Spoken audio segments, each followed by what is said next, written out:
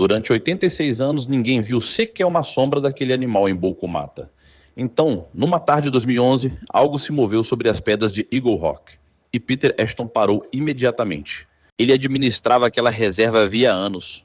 Conhecia as estradas de terra, os vales secos e cada mudança de luz naquele pedaço remoto do sul da Austrália, a cerca de 160 quilômetros de Broken Hill. Mesmo assim, precisou olhar 2 vezes. Sobre a rocha estava um wallaby das rochas de patas amarelas. A cauda listrada, os ombros alaranjados e as marcas tão intensas pareciam pertencer a uma pintura. O último registro confirmado da espécie naquele lugar havia ocorrido em 1924. Agora, depois de quase 9 décadas de silêncio, ela estava de volta. E isso não deveria ter acontecido. Bolco Mata possui cerca de 63 mil hectares e já sustentou até 90 mil ovelhas. No auge, seu galpão de tosquia processava dezenas de milhares de animais por ano. Quando a Bush Heritage Australia comprou a propriedade em 2006 e retirou o rebanho, muitos moradores acreditaram que uma boa fazenda havia sido desperdiçada.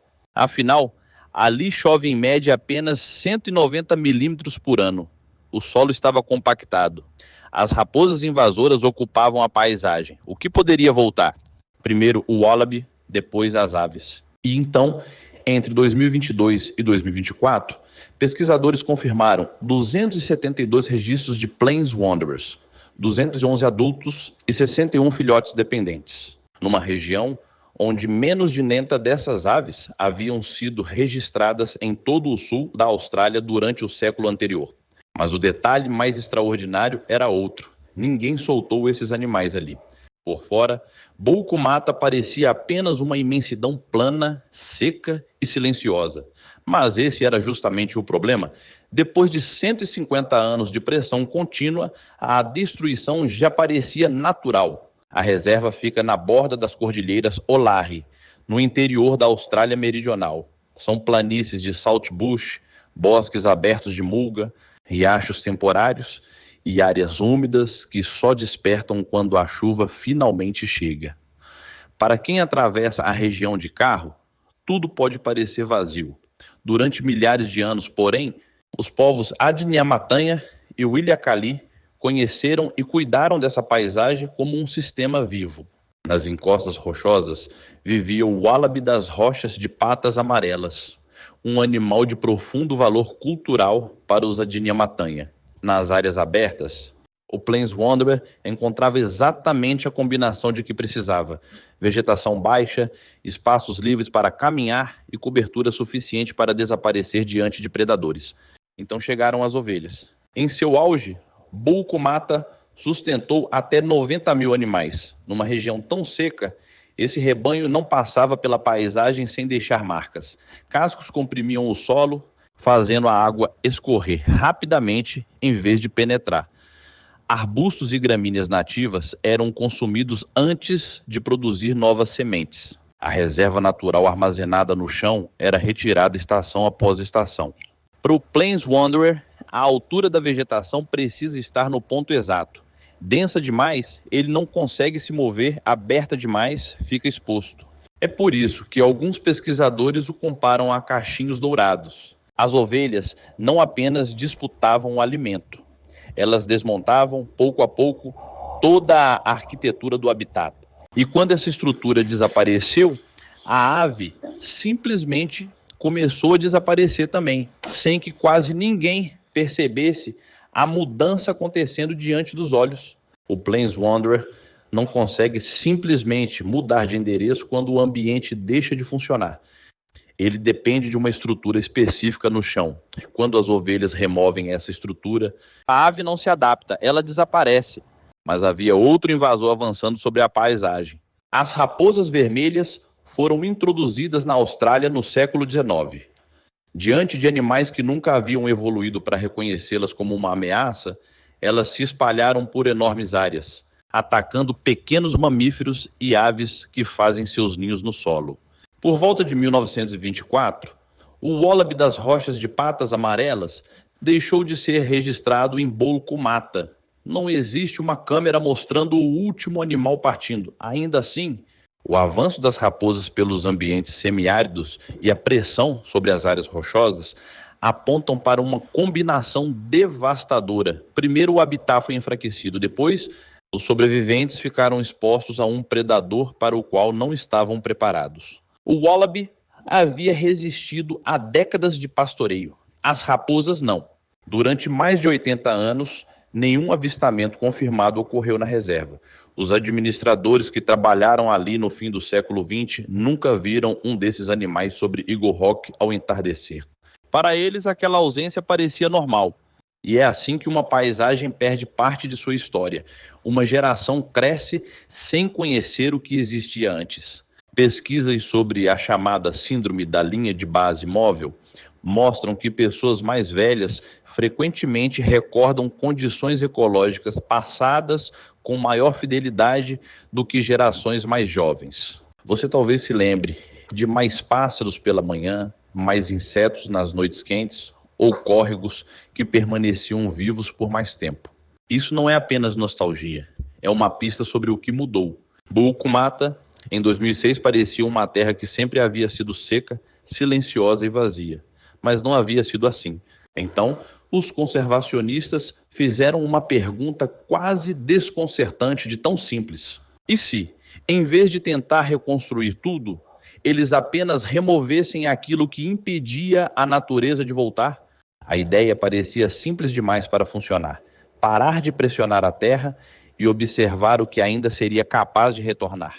Em vez de capturar animais e soltá-los diante das câmeras, a estratégia seria remover obstáculos que impediam a recuperação havia gerações, o pastoreio intenso, os predadores invasores e a perda de água do solo. Foi com essa lógica que a Bush Heritage Australia adquiriu Bulkumata em 2006 com apoio do programa australiano National Reserve System e da Nature Foundation South Australia.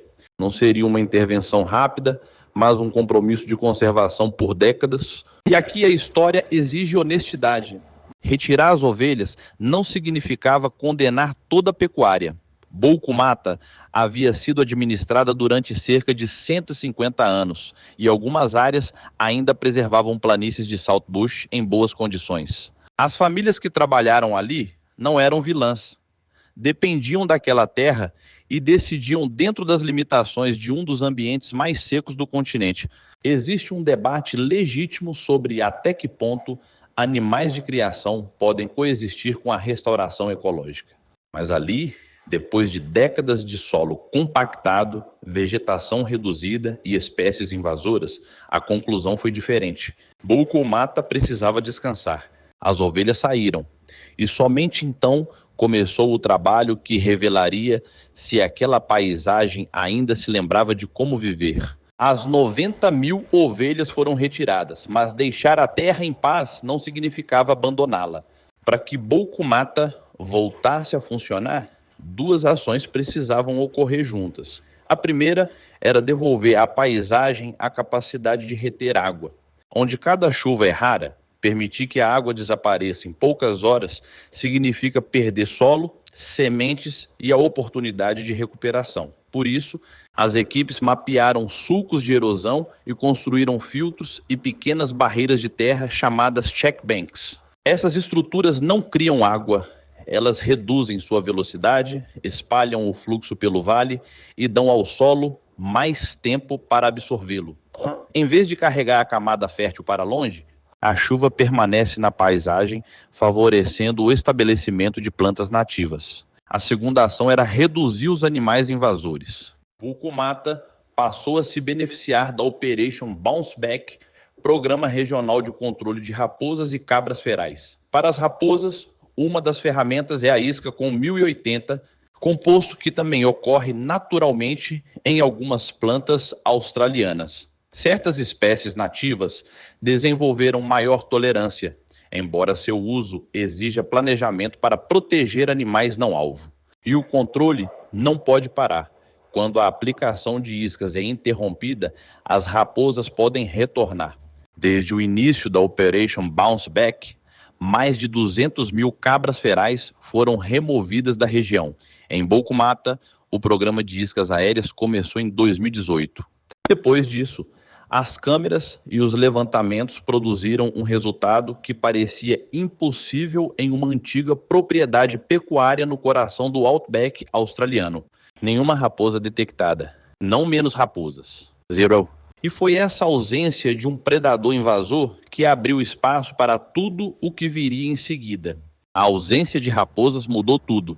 Quando as ovelhas foram retiradas e a vegetação começou a se recuperar, os animais que pertenciam àquela paisagem já estavam se movendo pelas áreas vizinhas. Muitos cientistas esperavam uma resposta lenta, talvez 1 ou 2 décadas. Bulkumata começou a reagir antes. Em poucos anos, o saltbush voltou a se adensar. As pequenas barreiras de terra mantinham água nos canais por dias e, depois de algumas chuvas, até por semanas. Gramíneas e arbustos nativos surgiam em pontos onde quase não apareciam havia muito tempo. Então, nas rochas de Eagle Rock, um animal que não era confirmado ali desde 1924 apareceu novamente, o wallaby das rochas de patas amarelas. A pergunta imediata era inevitável. Alguém o havia transportado até a reserva? Não. Nenhum wallaby foi levado de avião. Nenhum foi solto diante de câmeras para descobrir sua origem. Pesquisadores analisaram DNA extraído de fezes coletadas em Bulkumata e compararam esse material com amostras de populações vizinhas. O resultado mostrou uma ligação estreita com os wallabies de Bimboree Conservation Park. À medida que o controle de raposas permitia que aquela população crescesse, animais jovens começaram a explorar novos territórios. Eles atravessaram quilômetros de outback por conta própria, enfrentando terreno aberto, calor intenso e longas distâncias entre os refúgios rochosos. O deslocamento ocorreu porque a população vizinha finalmente tinha condições de se expandir. Quando chegaram a Bulkumata, encontraram algo que não existia ali havia gerações, um lugar seguro o bastante para permanecer. E permaneceram. Reproduziram-se. Em 2017, os avistamentos já ocorriam regularmente. Mais tarde, câmeras e vestígios revelariam animais em diferentes pontos rochosos da reserva, indicando que não se tratava de uma visita isolada.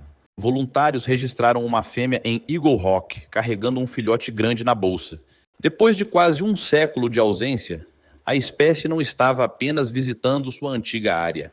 Ela havia voltado para casa. O retorno dos wallabies já parecia extraordinário, mas, em 2017, Bulkumata entregou uma surpresa ainda mais improvável.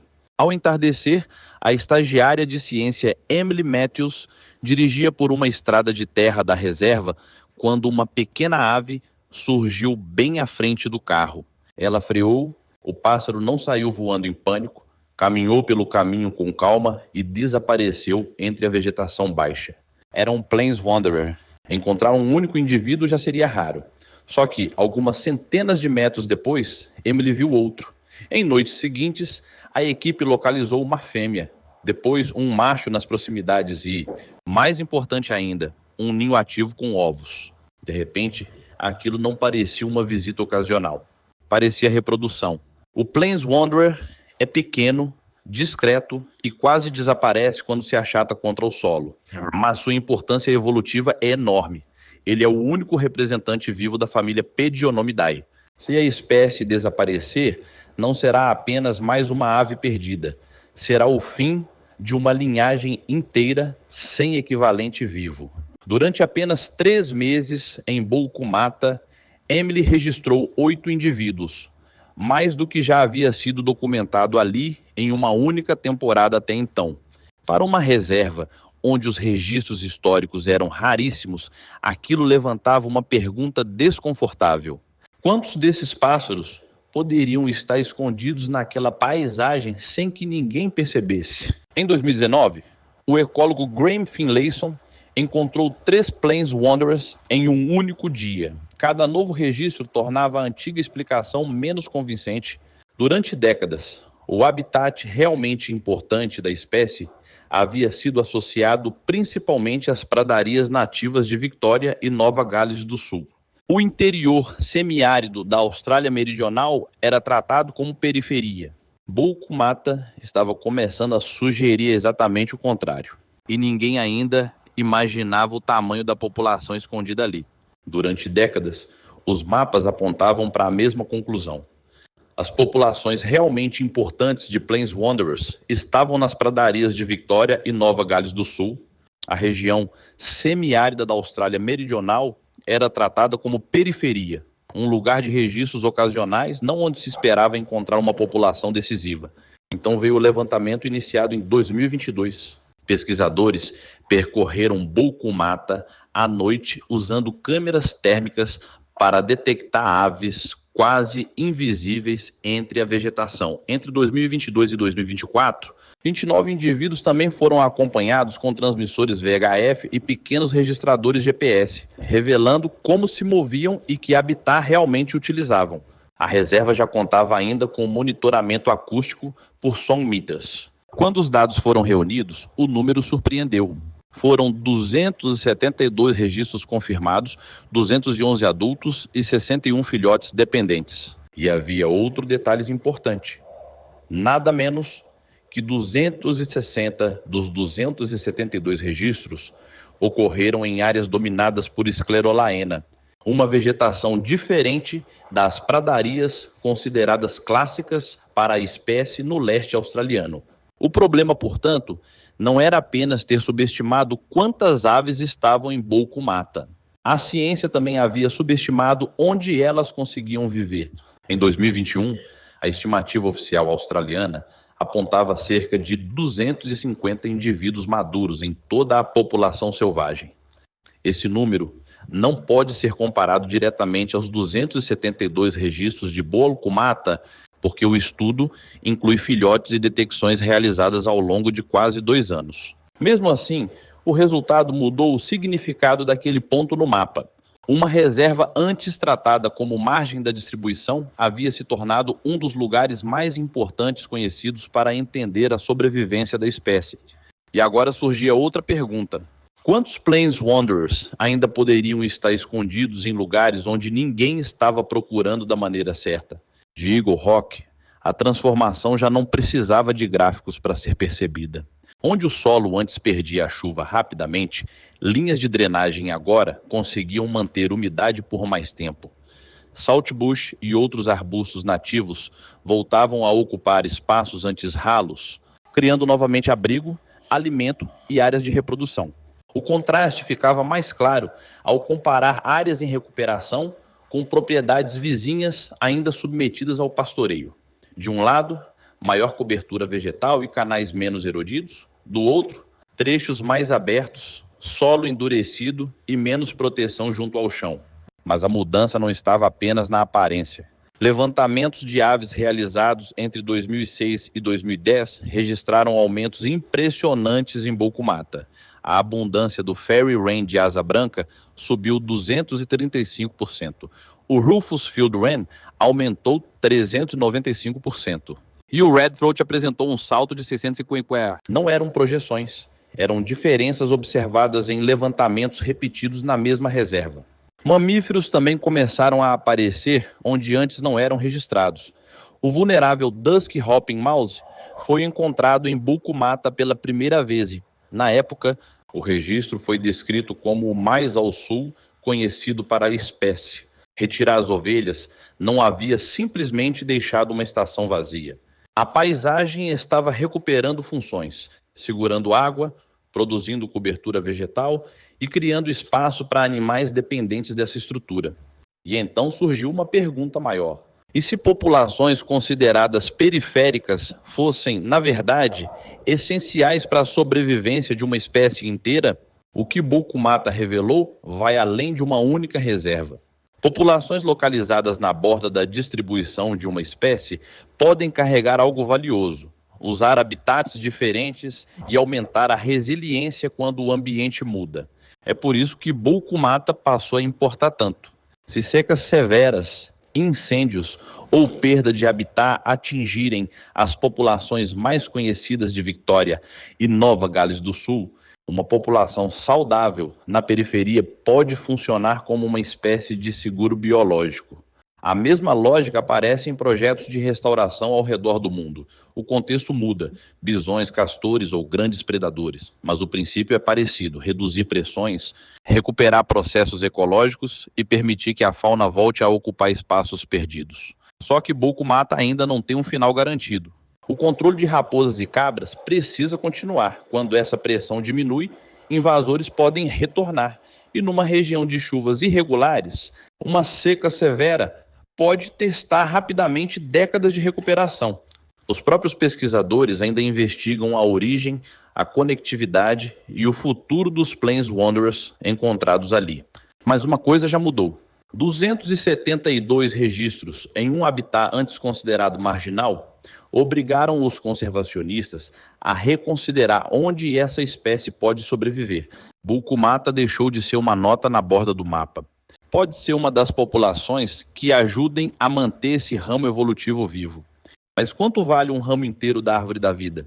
O Plains Wanderer é a única espécie viva de sua família e representa uma linhagem evolutiva isolada há dezenas de milhões de anos. Por isso, está entre as aves mais distintas e ameaçadas do planeta.